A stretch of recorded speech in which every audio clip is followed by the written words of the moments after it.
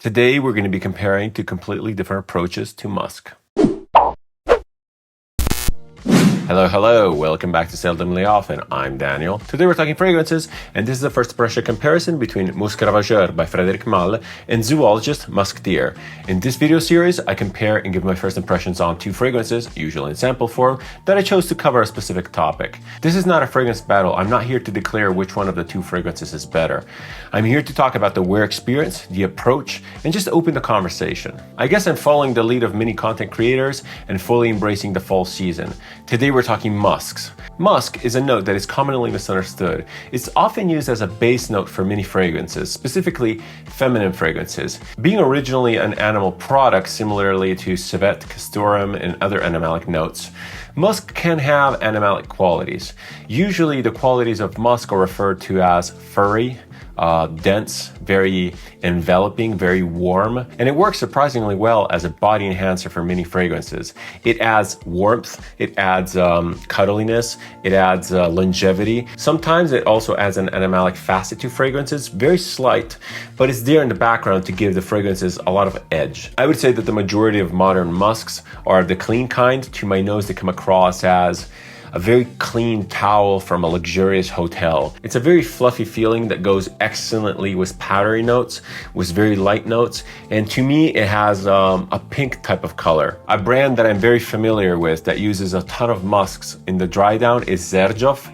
They have this very beautiful vanilla musky amber accord, which is common to many fragrances, especially the ones that are perfumed by Chris Maurice. It's not necessarily my favorite dry down, but I have to admit it's a very successful one. And one of the key characteristics of this dry down is that it beautifully blends well with skin chemistry. And this is, I feel, is a characteristic of musks in general. I'm a big fan of musk-forward fragrances. One of my favorites that I've sampled recently is Parisian Musk by Matière Première. The interesting thing about musk-forward fragrances is that they really have oftentimes supporting notes to the musk, because musk can be surprisingly light and undetectable. It's a very subtle note that doesn't really stand out on its own. Today we're going to look at two very different takes, at least I think, of musk-forward fragrances. On one hand, we have Frederic Malle Musk Ravageur, one of the more legendary fragrances from the Frederic Malle brand. I think it's one of the first ones to come out. I have sampled this in the past in a shop. I never gave it a full wear. I do remember being insanely intrigued by the scent profile. It smelled like nothing I have smelled before, but given the high price, given the elite status of the brand, I sort of shelved it and just thought it was not for me. On the other hand, we have Zoologist Musk Deer. Now, this should be a completely different take on Frederic Malle, because Frederic Malle is a house that is known more for their perfumey type scents, while Zoologist tends to portray animals or their habitat in somewhat of a realistic yet cartoony way. Nonetheless, they're known to be using a lot of animalics, synthetic ones at those, because Zoologist is eco-friendly, but I'm expecting somewhat of a challenging scent. I've sampled quite a few Zoologist scents right now, and they're all quite experimental. Before we start, let me just remind you how all this works. I'll be spraying these two directly on skin, giving my first impressions on the opening, maybe talking a little bit about the houses. In this case, I have experience with the houses. Then I'll be stepping away, coming back after a period of time. It varies between maybe 1 to 4 hours. And I'll be talking about the dry down. I'll be giving my estimates on the longevity projection. I'll be talking about value for money and usually use case. Despite sort of remembering what Musk Ravageur smells like, I kind of expect these two to smell completely different. So this is not really a one-to-one comparison. This is not really an apple-to-apple comparison. I'm aware of that. I've looked at the notes. Obviously, Musk Ravageur should come across as a lot more gourmand, a lot more pleasant, a lot more perfumey, while Musk Deer is obviously a little bit more experimental given the Zoologist name. The most striking difference between the two, looking at the notes, is that the Zoologist doesn't appear to have any really high top notes. So it's missing citruses, it's missing peppers, it's missing anything that really gives the fragrance a lot of lift. So if anything, I'm expecting this fragrance to be quite dark, but given the fact that it's a musk and Musk Deer portrayal, I'm expecting this to land sort of in the mid to low tonal range. My experience with Frederic Malle as a brand would suggest that this fragrance, especially given its pedigree, would be very well balanced, would be very wearable, and would be very enticing. Some reviews online suggest that Musk Ravageur is quite dirty, quite animalic, and quite sexual. I don't remember anything like that, but we'll see. I hope it is actually, because I'm really curious to see what a very dirty Frederic Malle would smell like. Okay, let's get right into it. I'll be spraying the Frederic Malle on my left arm, the Zoologist on my right arm. I'm not really familiar with these samples, but I think I'll try to go with 3 sprays. All right, let's give it a go. Given the fact that the atomizer is pretty mid, my estimate is that 3 sprays of this would equal 1 full spray of the bottle. I'm completely engulfed by the sillage of the Frederic Malle. I can already tell that the scent is absolutely gorgeous. What comes to my nose first is very sweet citruses, maybe like a mandarin, tangerine, maybe some sort of an orange. And then there's a heavy dose of lavender. It's very fresh. It's surprisingly fresh and zingy considering it's supposed to be a musk fragrance. I got a lot of lift from the lavender. The whole scent profile as a whole, for now, in the sillage comes across as incredibly balanced and very, very beautiful. Oh my God, this is so beautiful. I'm very happy about this. This will be a fun episode. Finally, a twist on the first impressions. I've been smelling a lot of boring stuff. This is absolutely worth a bottle. I can tell right away. The fragrance to my nose appears incredibly complex right off the start. You can easily pick out the 3 tonal ranges in the fragrance. You get the top with those zingy, fresh citruses. They're very photorealistic. They're mixed in with this lavender. They come across as almost not even citruses, almost like a sweet type of a candy. And I say candy, but the sweetness is very well controlled. There might even be some sort of a spice, maybe like a ginger, maybe like a cardamom, or maybe like some pepper, to really just keep this whole thing under control. It's very beautiful, it's very alluring. I can't stop smelling it. I can already tell that this sample will get a lot of wear. The mid-tone, which is also very distinct, easily detectable, consists mostly of warm spices. The one thing that I can easily detect is cinnamon, just because I'm very attuned to cinnamon. I love cinnamon. I'm not really sure if the musk is in the mid-tone or if it's in the base, because it sort of like envelops the 2 phases. The bulk of the base is definitely what is responsible for the sweetness. There's a ton of vanilla. There is some powdery notes. Maybe it's the musk. Maybe it's some sandalwood or something like that. It's, God, it's so beautiful. It's very 3D. I can't express how 3D this scent is. The fragrances from Frederic Malle really never cease to amaze me. They're so well constructed, they're so well balanced, they're so well designed. It's really easy to kind of like pick out the various things. They feel high quality and just really well thought out. This fragrance definitely has a strong gourmand aspect to it. It doesn't smell like anything specific, meaning that it's not like a cinnamon roll or like a cake, but it has this reminiscence of some sort of a baked good. The illusion is kind of broken by that top note, because the top, again, is very bright, very fresh, and very uplifting. And the lavender really kind of sets this thing apart from most gourmand fragrances. In general, I think that lavender is really underrated in gourmand fragrances. It really helps tone the whole thing down and make it more wearable. One of my favorite examples of this is in New Harlem from Bond Number 9. That one there is an extremely gourmand fragrance that really resembles Amore Café by Mancera, but that lavender note really cuts through that sweetness and really makes the scent more wearable and more perfumey. And this is kind of doing the same thing with the lavender note and maybe those bright spices. Let's talk about the musk component for this fragrance. I would say that the musk component is very detectable. It's not animalic at all, at least to my nose, but it has this sort of a furry blanket type of appeal and type of a feeling. I think it's really well and expertly integrated, and rather than being this sort of a blanket that covers everything and just tones everything down, it acts more as like a down puffy that's like under the stuff. It gives a lot of volume, it gives a lot of extension to the fragrance. This fragrance has immediately I can already tell a great extension throughout the tonal range. It has bright highs and deep lows. Absolutely gorgeous, and I can already say that this has jumped to the top positions of my want list. I really have to contain my excitement for the Frederic Malle, and I'll reserve my final judgment for the dry down. In the meantime, let's go spray Musk Deer on my right arm. Okay, same idea. The supplier for the decants is the same. I'm expecting the atomizer to be the same. I'll go 3 sprays.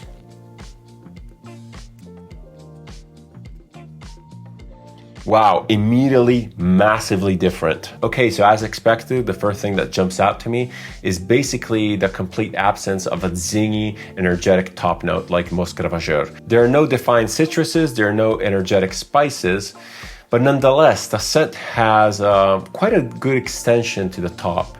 There's something balsamic in there. It almost comes across as minty, like herbaceous, that is giving this scent a little bit of a punch at top. It's medicinal, it's very balsamic and fresh. It almost acts like one of those cough candies that clear your nose with the balsamic notes.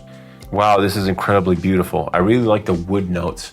The wood notes are very, very well defined. It almost feels like walking into like a woodworking workshop or something like that. I can really imagine all these wood shavings and wood chips on the floor. It's so aromatic, it's so beautiful, and it's so photorealistic. I guess that the freshness is there to sort of picture the Siberian environment, maybe of the musk deer, because musk deers are known to be Siberian creatures in very cold environments. So I guess that balsamic note is sort of there to recreate the cold air, and it really works well. There definitely are some animalic notes, but they're very mild and they're very well masked by maybe some white florals. It kind of reminds me of the animalics in something like Amouage Goldman. The whole thing comes across as very furry and woody. I can't really detach from those balsamic notes. I feel that they complement the fragrance exceedingly well. It really gives the whole thing a very beautiful, fresh and wearable vibe to it. The fragrance itself, at this stage at least, is kind of missing a deep low bass in the tonal range. And this is not necessarily a bad thing, actually quite the contrary. It makes the fragrance a lot more wearable in warmer weather. This is not necessarily a fragrance that I would wear in warmer weather just because of the scent profile. It's fresh, yes, but it's also very cuddly and furry. And this kind of wear experience sort of reminds me of Lorenzo Bazzaglia's Arctic Sea. And obviously these are completely different scents, but Arctic Sea is a marine scent which is very fresh and balsamic at the top. And although the notes would suggest that it's a great summer wear, I do think that this would wear incredibly well in the winter. It would very much complement the cold weather. It almost feels like one of those ads where you kind of like breathe out fog in the cold winter air and you're just overwhelmed by this balsamic, eucalyptus, just minty fresh feeling. And this fragrance sort of gives me that with the balsamic notes, with those fresh woods, with that powdery sandalwood, and with this really nice furry enveloping musky blanket. Without sounding overly too enthusiastic once again, I have to say that this Zoologist Musk Deer really has piqued my interest. And even for this, I might be looking at getting a bottle. I think I'll cut it here and go for a break. I really want to enjoy this beautiful sillage of these scents. I can't wait to get back and tell you all about it. Okay, so I'm back from a long walk. These fragrances have been absolutely amazing. I've been enjoying them a ton and I have some things to say. First of all, in these 2 hours and a half that I've been away, the fragrances completely engulfed me in their sillage. Surprisingly, they have a lot of similarities, specifically in the musk department. If you isolate it, the musk note in these two fragrances is actually rendered in a very similar way. And actually, the deer musk, which is quite more animalic, at least at first imprint, really helped me identify the musk in Musk Ravageur. Between the two, I can easily say that Musk Ravageur is the louder and better performing fragrances between the two. I can easily still smell it. It's very, very prominent. I can smell it around me. It's a beautiful, long-lasting fragrance, and I expect many hours of sillage to come. After about 2.5 hours, the citrus top has definitely faded. The lavender is still there, and it actually really completely changed the scent profile. Because if before the top really came across as candy due to those citruses, those bright spices mixed with that lavender, now it's pretty much only the lavender left. the scent profile actually really resembles something like Naxos to a degree. And although the fragrance smells nothing like Naxos, they both have in common the fact that the lavender really helps define the top from the sweet vanilla bottom. The sweetness overall has also significantly toned down from the start. It's way less of a gourmand fragrance and way more of a musk fragrance. I would say that the animalic part of the musk, which was already very light in the beginning, has definitely mellowed out as well. And this fragrance really comes across as, a very floral, powdery blanket, fluffy and enveloping. It's still incredibly beautiful, and that lavender note is definitely the highlight of the show. I can't get enough of the fragrance. I keep smelling my arm. It's absolutely incredible. On to Musk Deer. With the candied citruses and the sweet vanilla notes of Musk Ravageur significantly toned down, the two fragrances smell quite similar. Musk Deer has not transitioned much. The way it started is pretty much the way it ended. I would say that the biggest difference between the opening and the dry down is the evaporation or lack of balsamics. So those beautiful herbaceous kind of mentholated notes in the opening are kind of gone in the dry down. The dry down is much more one-dimensional compared to the Frederic Malle. The whole scent sits in the mid to low tone range. It's very fluffy, it's very beautiful. It's a beautiful combination of musks, still pretty animalic, and these beautiful clean woods. The wood comes across as pink, very light in color, very delicate and fresh. Imagine some sort of a sandalwood or very light cedar wood. It still has a very defined wood note, but it's much less photorealistic, lacking the chips in the shavings on the floor that I could easily picture before. I think that very vivid image of those wood shavings and wood chips on the floor was due to that balsamic note in the top, maybe resembling some sort of like a pine resin or some other tree resin. The fragrance is much weaker after 2.5 hours. Now it's arguably basically a skin scent. The Frederic Malle is definitely much more potent, and I can still get the sillage and projection from it. But despite it being a skin scent, it's still very beautiful, and actually the type of fragrance really suits a skin scent type. This is a beautiful intimate fragrance that could probably be easily detected by someone that comes close to you, maybe in a hug, maybe in an embrace. It's very cuddly, it's very intimate, and I think it would make a great evening scent. Before we jump to the practicalities, I have to say that I'm incredibly enthusiastic of both these scents. I love them both. I'll probably be getting eventually bottles of both. It's just my type of thing. I really like them, and I think they're totally worth the money right off the bat. But before you take my word for it, you go out and blind buy these, let's talk about practicalities. First and foremost, I have to say that these two scents are quite versatile. You have to be into musk to fully enjoy them, but compared to other notes like tobacco, like incense, maybe like leather, musk is a note that really blends in with the background. It really goes unnoticed. So if you wear these on a day-to-day basis, maybe make these your signature scent for the colder months, you would definitely not pass as someone that is wearing the same perfume all the time. Again, these go relatively under the radar given how unique they are. The versatility extends to the use cases. These would go easily casual to formal. They would both probably serve as very good office scents, although Musk Ravageur is quite projecting, so you might have to tone down the sprays. But again, the nature of these fragrances really makes it so that they blend in with your skin chemistry and go relatively unnoticed. I think that as per general perception, while wearing these, you would come across as just clean. They smell clean, they don't smell dirty at all. Even if you're sensitive to animalics and you're scared about wearing these due to the animalics. If you're not, I would say that the animalics in these are pretty toned down. Probably in the air, they would mix in with the rest of the scent and just give that aura of elegance and refinement. Even though relatively quite fresh and zingy, the scent profile itself doesn't really suit the summer months. These come across as a very beautiful, fluffy blanket. And during summer, it's not necessarily you want to be associated with. I think that if you do want to wear these in the summer, you definitely have to tone down the sprays. And there's the risk that the musky animalics might come off as a little bit sweaty. I've sang the praises for these two fragrances. I really like them. I really recommend them.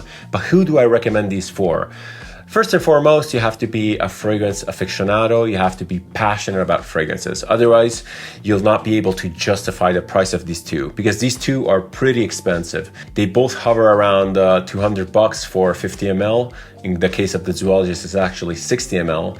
The Zoologist is very difficult to find at discounters just because of the reach of the brand. It's a niche brand, and you probably have to get them from the source or from some authorized dealer that sells them at retail price.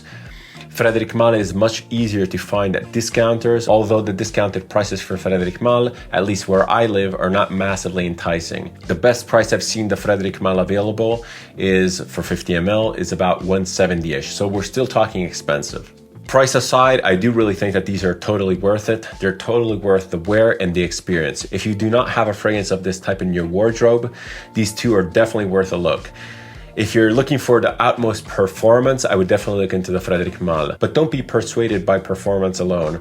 Musk Deer is unique because it's woody, it's balsamic, it's very furry. And while the Frederic Malle opens up very gourmand, although with a very elegant and toned down sweetness, the dry down of this really represents a luxury hotel towel with very powdery notes. I would say that both of these fragrances are extremely unisex. They really hit it down the middle. You can't go wrong. Age-wise also, I think that these are incredibly versatile.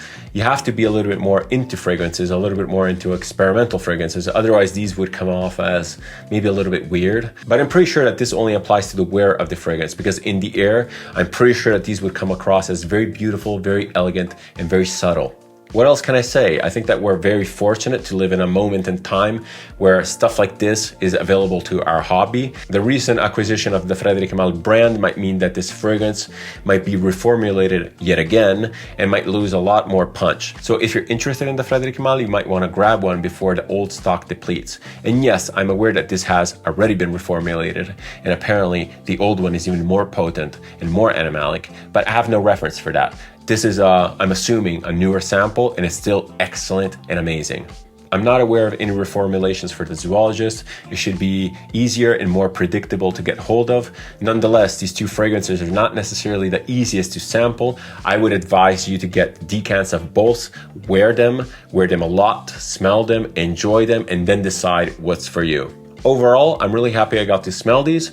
I'm really happy I got to smell these together, because comparing fragrances like this has the huge advantage of enabling you to really pinpoint the differences between the two and highlighting the notes between the two. When smelling one fragrance at the time, you might be completely overwhelmed and unable to really determine in an objective manner if that fragrance is for you or not, and what characterizes that fragrance itself. This is one of the best results of this type of exercise, and I can't wait to do more of these successful ones.